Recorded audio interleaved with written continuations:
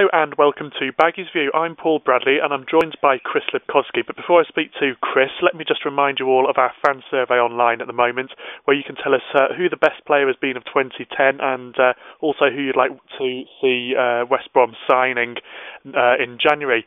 Now, Chris, hello. Hi. Let's have a look at the January transfer window. Are you expecting any movement or any business to be done by West Brom? Not an awful lot coming in, if I'm honest. I mean, it's a fairly traditional period for Albion to top up, as they like to call it, which means normally bringing in one or two players. As you can read in today's Birmingham Mail, Matteo it basically implied that he'll be bringing in one striker and doesn't expect much else to happen. They do still have two loans available to them domestically, so that is another option should they wish to go down that route. And in terms of going out, well, Leon Barnett's already going to Norwich, as we know, for an undisclosed sum, and there's got to be some doubt over Roman Bednar, Luke Moore and Joe Mattock, none of whom really are figuring. In fact, two of them, Moore and Bednar, are already out on loan. So there could be a little bit of movement, but I suspect it'll be more people going out than coming in. And can you give us any names of the striker you mentioned there? Has Di Matteo mentioned that yet? No. I mean, they keep stuff like that very close to the chest. There's been a few names already bandied around, none of which are correct or even close to being true, such as Samaras or Weibo. Although Weibo is somebody they did look at, there are no plans at this stage to pursue that one. So they're looking around, and they're looking particularly in Europe, the sort of major leagues, the German, Spanish leagues. And also looking further afield in Central Europe. I know that they're keen to tap into that market as they did with Gonzalo Jara last year. I won't be too surprised to maybe see them have a look over there during January. And in your opinion, is one striker going to be enough in January for West Brom? Well, I think if they can bring in one for a decent amount of money, or certainly one of quality, whether he's on higher wages or not, or in terms of his transfer fee, but one should be enough if they can also maybe exploit the loan system. I mean, that's going to be very difficult because clubs at during this period, simply don't want to let players go, whether it's because they're involved in European competitions, cup competitions, domestically, or whether they just simply want to keep hold of players until later on in their contracts during the summer. It is a very difficult time of player movement, and I can't imagine that really changing this winter. I mean, the summer was a fairly dull window as it was, and I think this one will be even slower. Okay, well, moving forwards now to a bit of a look back, as it were, to 2010. What's your verdict on this sort of year it's been for West Brom? Well, it's been very successful. I mean, without actually knowing the statistics, I think they've lost only 3 games at home during January. Or 3 or 4, certainly no more than that. So, I mean, obviously they've got promotion, which, you know, is a good achievement. To do it with a record number of points for Roberto Di Matteo in his first season at the club was commendable. An excellent result, really, from his point of view. And, of course, they started the season well.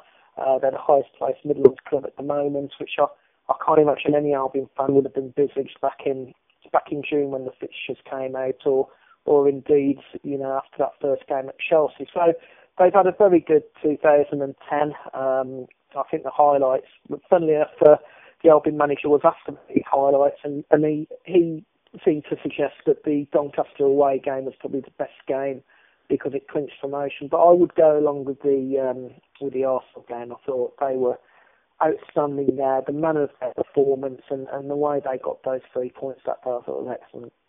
And what about the low for you in 2010? Is there anything that stands out? Well, I mean, the first game of the year against Nottingham Forest, I think, probably raised serious doubts about the team's potential promotion credentials. And, you know, at that point, it looked as if Forest would go on to grab second. They looked to be the team in ascendancy. And I think it was a jolt through to Albion. It sort of kicked them back into life a little bit. And, you know, since that game, I mean, they had 1 or 2 hiccups, such as QPR away. where they really were poor, and Bristol City where they didn't play particularly well. So there have been setbacks, but I think the lowest point really was probably that first game back in January. But there have been a few dips along the way. I think the defeat at Villa a couple of weeks ago hurt.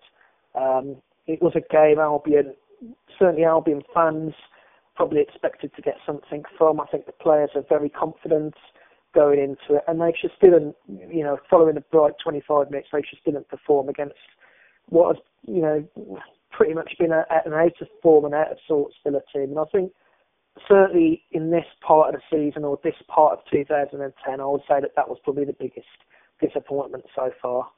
Okay, and last couple of things. Your star performer from 2010 and your one to watch for 2011. Well, star performer for 2010, I think if you're taking the whole calendar year into account, it would have to be Joseph Malumbu. Certainly in terms of the championship promotion running, I think Graham Dommins was probably a slightly better performer, but Malumbu's been outstanding throughout the calendar year, as indeed has Chris Brunt actually. I think he's been excellent. He's really matured, shown a real versatility to his game, and he's actually looking like a player who could really go and kick on at a big club.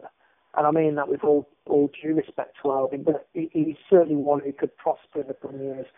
In terms of Malumbu, I think he's matured as well. He's shown that he is capable of playing at the highest level, which maybe we had one or two doubts about initially. But he's certainly leading the Player of the Year votes at the moment, I would imagine. But, I think other mentions for Peter Odemwingie, Jonas Olsen, and of course, Graham Dommins for his first 6 months, if nothing else, as I mentioned earlier on. Okay, and your one to watch for 2011? One to watch? Well, it'll be interesting really too. I can't imagine many players coming through the ranks and really standing out. And I'd like to think the one to watch in many ways will be the player I would have probably said this time last year, and that being Graham Dorrans. He's had a really slow start to this season for one reason or another, both on and off the field really. And in recent weeks he's started to show a little bit more for the Graham Dorrans that we all used to last season. And I think it's going to be a big few months for him. It's not that long ago that Albion were turning down bids for him from other clubs. There's been a lot of interest in him in the past, and he needs to get back to that kind of form. And I'd like to think that in the second half this season he will. But if you're looking for another player to watch, Chris Brunt traditionally has an excellent second half of each season. He certainly has. While he's Albion, he's always scored the majority of his goals during the second half of the season. And if that repeats itself, then I think he could be another one worth keeping an eye out for. Okay, well, what's for sure is that Baggies fans will be wanting to make sure that their team are in the Premier League again this time next season. Chris, thanks for joining us again today, and I hope everybody joins us again for more Baggies View next week.